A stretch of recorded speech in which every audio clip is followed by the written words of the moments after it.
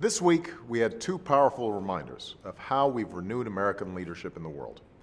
I was proud to announce that, as promised, the rest of our troops in Iraq will come home by the end of this year.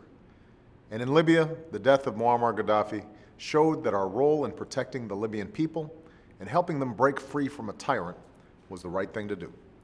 In Iraq, we've succeeded in our strategy to end the war. Last year, I announced the end of our combat mission in Iraq.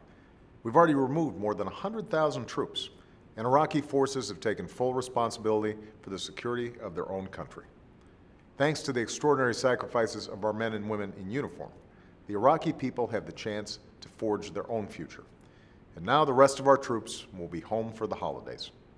In Libya, our brave pilots and crews helped prevent a massacre, save countless lives, and give the Libyan people the chance to prevail. Without putting a single U.S. service member on the ground, we achieved our objectives. Soon, our NATO mission will come to a successful end, even as we continue to support the Libyan people and people across the Arab world who seek a democratic future. These successes are part of a larger story. After a decade of war, we're turning the page and moving forward with strength and with confidence. The drawdown in Iraq allowed us to refocus on Afghanistan and achieve major victories against al-Qaeda and Osama bin Laden. As we remove the last of our troops from Iraq, we're beginning to bring our troops home from Afghanistan. To put this in perspective, when I took office, roughly 180,000 troops were deployed in these wars. By the end of this year, that number will be cut in half, and an increasing number of our troops will continue to come home. As we end these wars, we're focusing on our greatest challenge as a nation, rebuilding our economy and renewing our strength at home.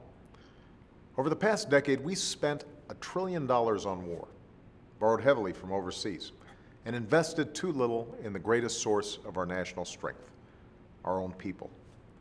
Now the nation we need to build is our own. We have to tackle this challenge with the same urgency and the same unity that our troops brought to their fight. That's why we have to do everything in our power to get our economy moving again. That's why I'm calling on Congress to pass the American Jobs Act so we could rebuild our country, our schools, our roads, our bridges, and put our veterans, construction workers, teachers, cops, and firefighters back to work. And that's why I hope all of us can draw strength from the example of our men and women in uniform. They've met their responsibilities to America. Now it's time to meet ours. It's time to come together and show the world why the United States of America remains the greatest source of freedom and opportunity that the world has ever known.